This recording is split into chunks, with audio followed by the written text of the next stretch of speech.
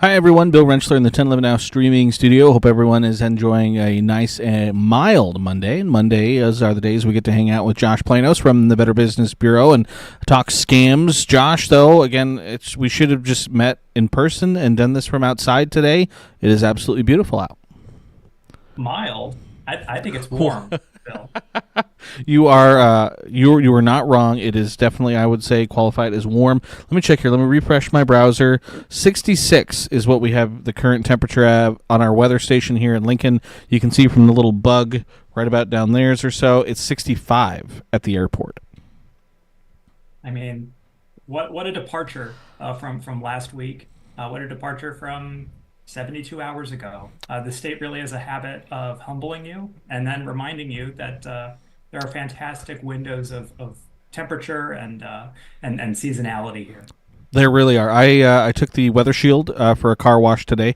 Like most vehicles in Lincoln, it desperately needed it after all the salt and slush and everything last week, and it was a perfect day for it.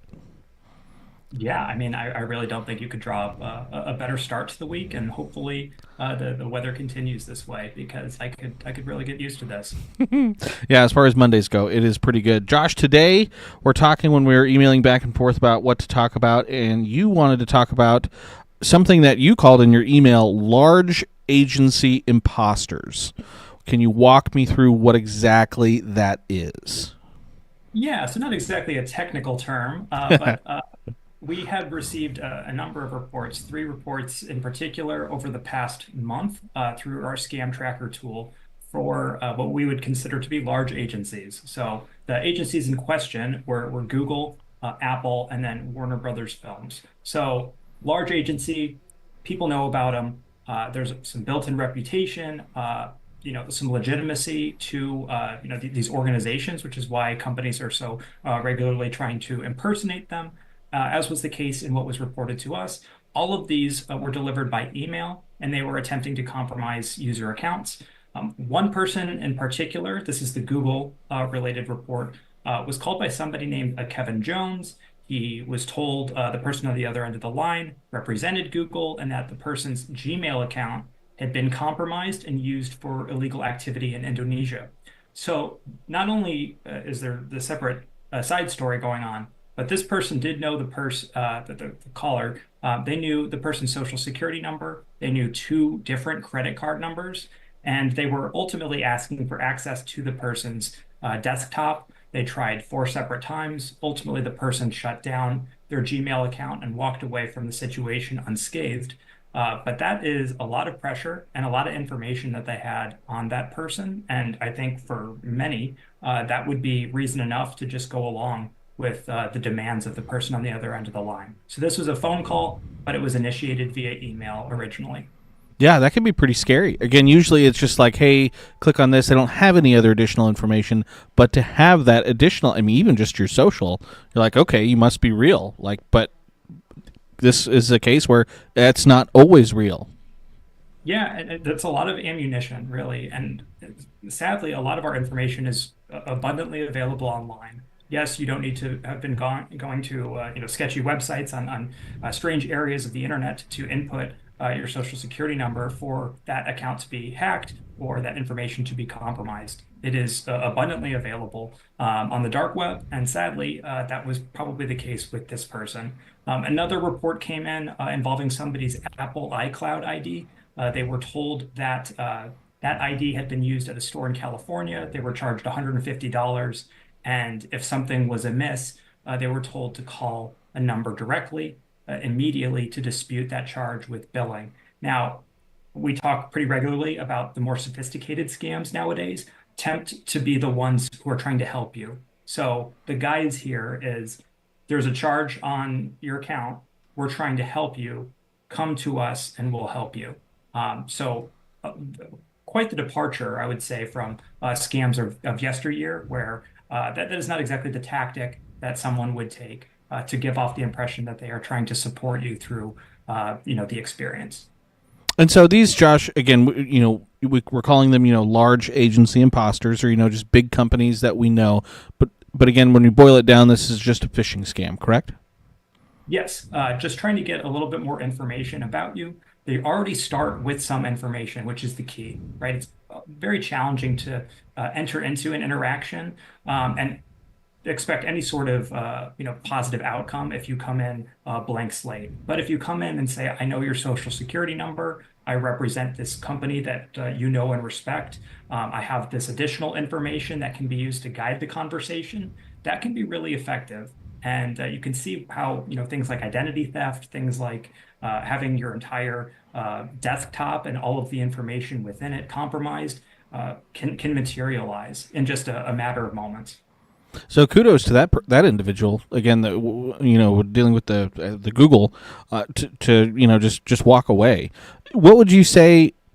I guess if someone comes to you and they have your social and they have multiple credit cards, when is it? Do you say like, okay, I can move forward, or is this something like regardless you need to reach out to the parent company and ask them directly? Well, without a doubt, the first and foremost, what you need to do is you need to stay calm. I know that if somebody came to me and said, I have your credit card information, I have your social security number, naturally your heart rate starts to rise a little bit. Uh, there are reasons why these tactics are used. It's because they're designed to have you not thinking clearly and to rapidly go through the steps necessary to remedy the situation with this person.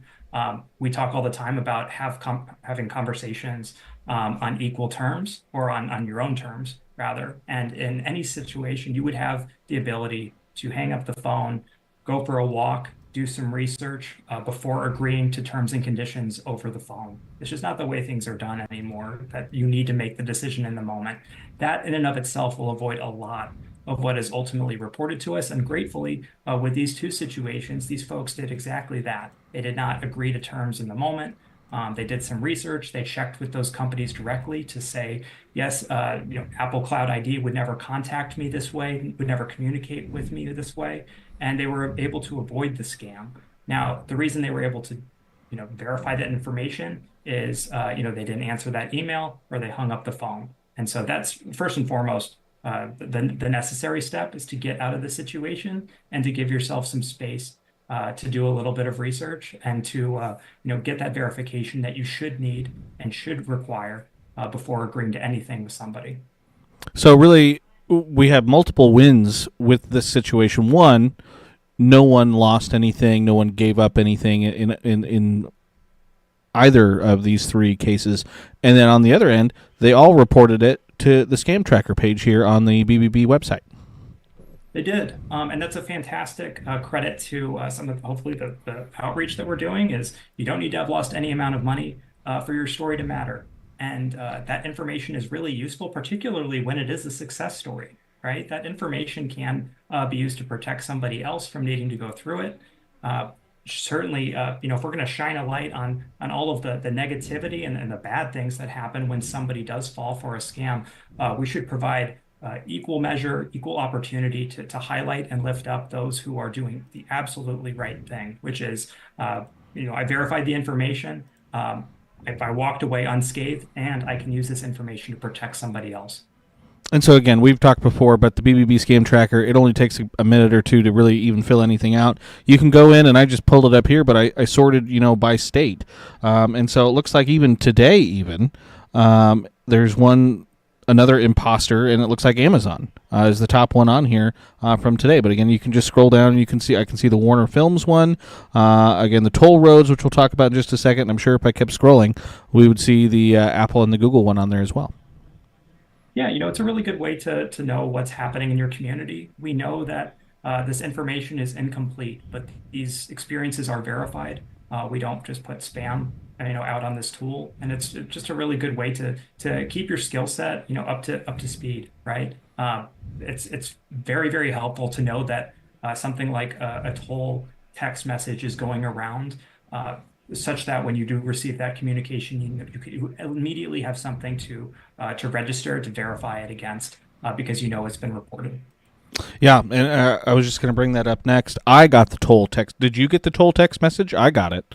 I did. I did. My wife got it. A couple of colleagues got it. Seems like it's something's in the water for sure. It must have been. And again, it's one of those things where it's a wide net, but I had to pay tolls. I went to a colleague's wedding in Illinois, and I had to pay the tolls there on the road in Illinois. And I'm like, wait, I think I already paid this. I almost went down the rabbit hole a little bit, Josh, but you've been proud of me. I reported that text to spam. Good. Absolutely. I mean, so many, just like with tax season, there's some confusion built into the process. And that is so advantageous for someone who is looking to, you know, put things like jail time or additional fines or additional punishment in the face of a consumer, because they know that they're a little bit more likely to engage with that content. Because who knows, if you are traveling, across state lines, whether you even inadvertently cross through a toll zone. And really, very few of us have like, toll.com accounts that we can pull up where we can immediately know that we did or didn't satisfy the terms and conditions of what is expected from going through that that type of roadway. Yeah, and Josh, I'll just mention it because you mentioned it first. You opened the can of worms, but don't have to dive too far into it because I'm sure we'll talk about it in the next week or two. Tax day, tax season is just 6 weeks away or so, 7 weeks away. I'm sure that's something that you guys are watching out for pretty closely this time of year. It is. There's a lot of updates seemingly every day about what is happening with federal agencies.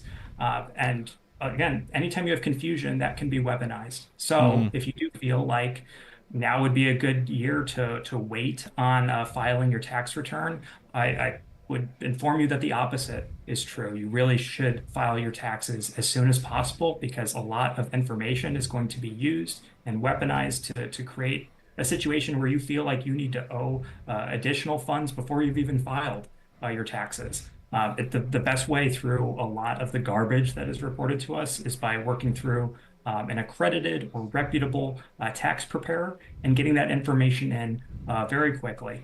I promise those headlines are not going away in the coming weeks. There's a lot of shakeup with the IRS in particular, and there's already confusion with that organization and that industry comprehensively, then that information is going to be used in a way that makes people uncomfortable and probably will make people make decisions that they otherwise wouldn't. Yeah, a lot going on, so a lot for us to kind of keep an eye out. Josh, is there anything else you want to make sure you get mentioned before we let you go? We talked a little bit about phishing scams, both for the imposters, both for IRS imposters, for fake toll texts.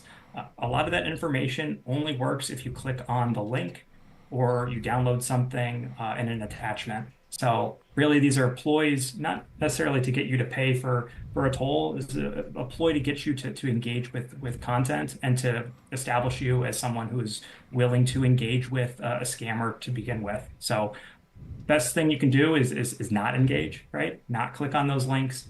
Do your research, make sure it's even worth your time and attention before you engage with any communication you receive, whether it's email, text, phone call, you name it. Awesome. Josh, always good information. Appreciate your time today. Thanks so much for having me. You're welcome. All right, again, that was Josh Planos from the Better Business Bureau.